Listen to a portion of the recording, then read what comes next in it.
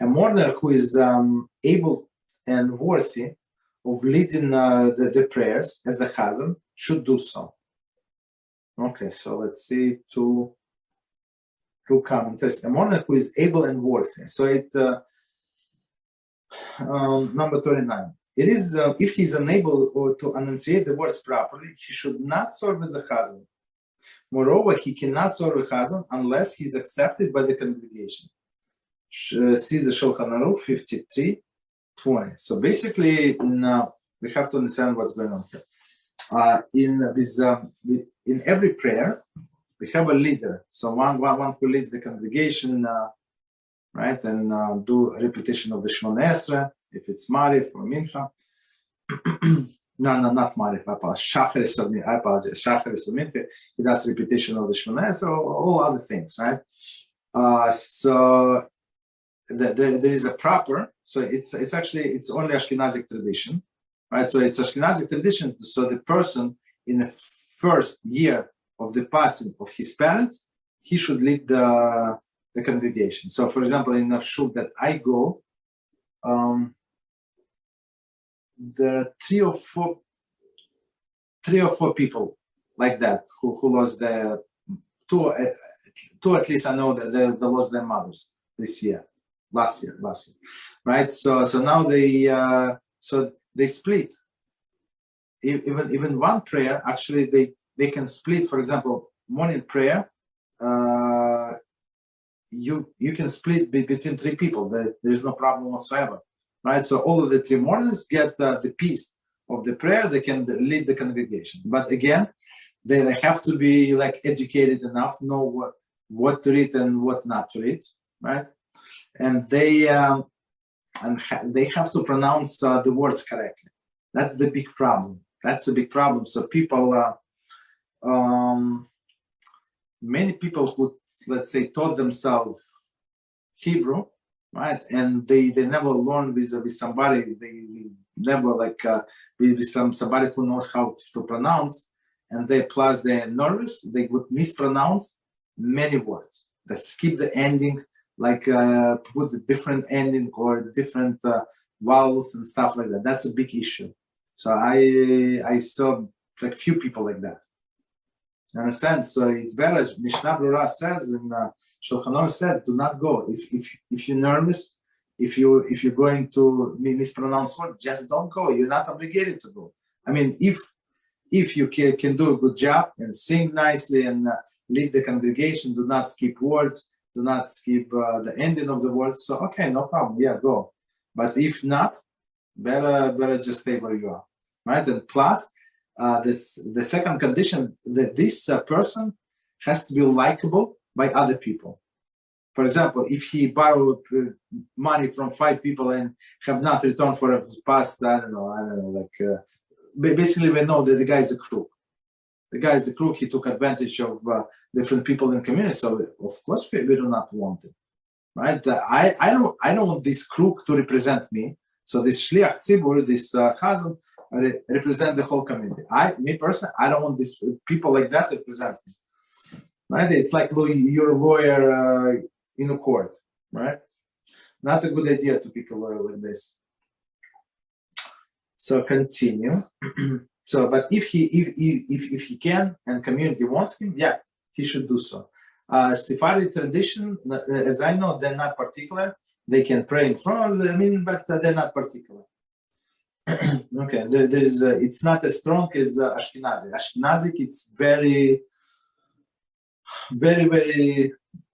They're very particular to pray in front. So they would prefer to split the chakras in 3 parts than just give it to one person. Okay, this is this is of the even greater benefit to the soul of the departed. Then they decided the mourner's Kaddish, meaning if the son would pray as a Chazzan as a leader. As a Kaddish was instituted only for the minors. Very interesting. So this is very strong statement. So a minor cannot lead the congregation. A minor cannot, since he's not obligated most of the mitzvahs, let's say, right? He's not. So basically, he cannot represent me, right? So I can represent him, but he cannot represent me. But so that's why, as the Kitzur saying, that's why the sages instituted Kaddish. Why? So the minors can say Kaddish.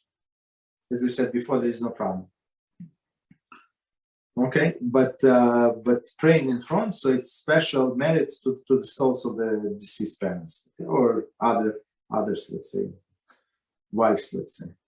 However, one who is unable to lead the prayers for the entire service should lead the prayers for the closing portion of the Shacharis. Okay, Siman 24. Okay, so we're going to get to it, right? From the Ashrei, and while it's on, and then beyond. Okay. So Ashrei is as when we learn about Siddur, so it's last block of the Shacharis prayer. So that's when they switch, because it's like clearly it's a separate section. It's Psalm 1, start from 145. Okay, continue. He who has greater precedence in regard to reciting the Kaddish, such as the mourner within Shiva or the mourner within Shiloshim, is also entitled to the greater precedence in regard to the prayer. There is a servant as a Chazzan. So now we say so until now, until this Siman, right? Until this year, we were discussing only the president saying Kaddish. So now we switch to the presence of praying as a Chazzan in front, like leading the congregation. Of course, they say that these people, the person of the 7 days of mourning, 30 days of mourning, also they have precedence, right? Even higher than people from which is in 1 year, the year mourning. Okay. It is custom that the mourner does not serve as a Chazzan on Shabbos and festivals. 42. Commentary. This includes the mourner who is Shiloshim for immediate family, and the mourner over departed parents for the entire year of the mourning. So, as we said before, for father and mother, we mourn for entire year. For the other relatives, one of the close relatives, so we mourn only 30 days. Right? So why did we say that? 1 second. It is a custom. Okay. So these people, the one who is in 30 days, right, or for his other relatives, and the one who is in a year mourning for father and mother, so they do not serve as a Chazzan on Shabbos and Yom Tov. So on Shabbos and Yom Tov, people sometimes they sing, sometimes they dance, and it's very uplifting davening. So we try, and since he's in the morning state, so do not just leave him don't get him too excited, and he would forget that he's supposed to mourn. So we don't so they do not daven basically. So commentary is the Mishnah Brura 581.7 rules that on the days of Halal or Musaf is recited, such as Hol HaMoed Rosh Chodesh. Today is Rosh Chodesh, by the way, and Hanukkah. The mourner should not serve as a Chazzan for those prayers. See however Bir Halacha Ma'amar Kaddishim, where he rules that a mourner should not serve as a Chazzan at all the days when Tachanun and Lamnatseach are not said. For yet another custom, see Mishnah Brura. So so what do they say here? So for example, today was Rosh Chodesh. So on Rosh Chodesh we add two additional prayers. One is Hallel, so this Psukim Psalms, right? When we praise HaShem for the great deeds that He does for us, and plus it's Musaf, this additional prayer. So on this day, on Rosh Chodesh, we had special sacrifices in the Beis Hamikdash. So here we also bring special sacrifices without words. So we pray in Musaf. So it's also very uplifting prayer. So we say this mourner cannot, Other parts he can pray, there is no problem whatsoever.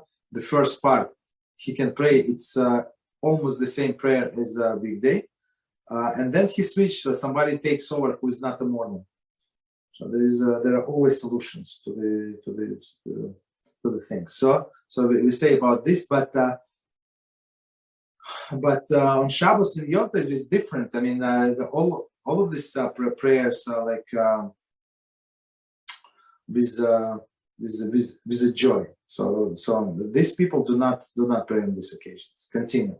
However, if even before the becoming the mourner, he would serve as a Chazzan on Shabbos and festivals, he may serve Chazzan even during the time of the mourning. Very interesting. Sharet Teshuva cited the sponsor Meir Nesevin, Siman 80. See below. Okay, so let's see the commentary, and we're going to explain. There the Kitzur rule that the mourner should not serve a Chazzan or Rosh Hashanah and Yom Kippur. So basically, maybe he's a paid Chazzan.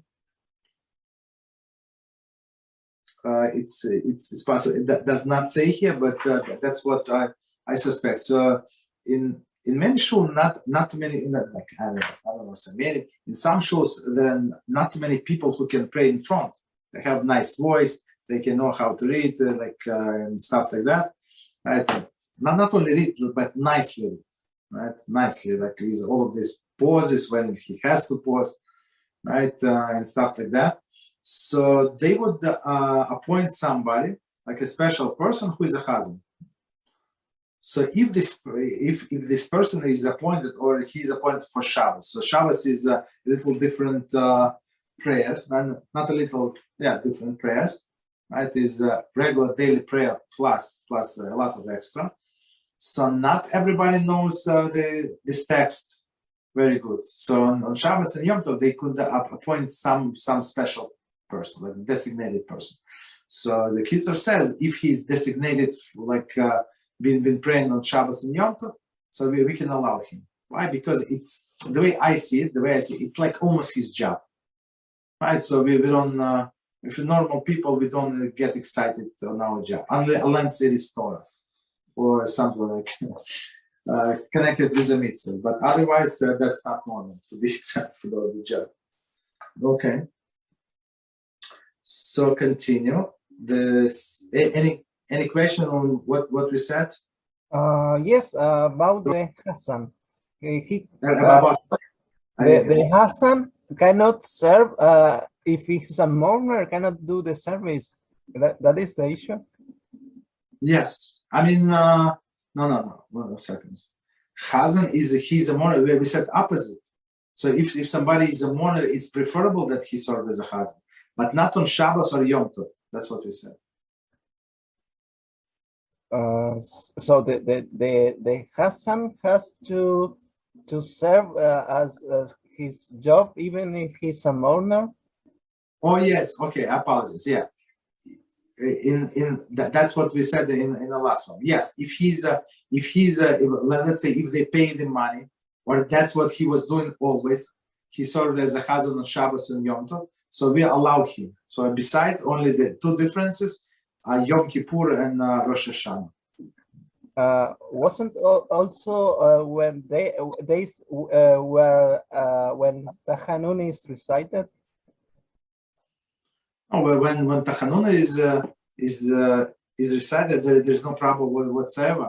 We said that the exception starts when they might not be allowed when there is no Tachanun. So okay.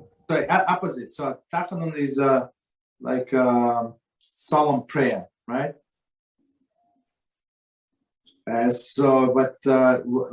For example, today in the morning we did not say Tachanun, and today in the Mincha we did not say Tachanun. Why we skip? Because of the Rosh Chodesh. So it's a joyous day. On a joyous occasion we don't say Tachanun. On Shabbos we don't say Tachanun. You understand? So, but if there is no Tachanun, meaning there is a special day, joyous. So in these mourners cannot pray every prayer if it's a weekday, right? And they cannot pray on Shabbos and Yom Tov at all. They cannot, unless he's a professional. You understand? That's clear. Thank you. Okay.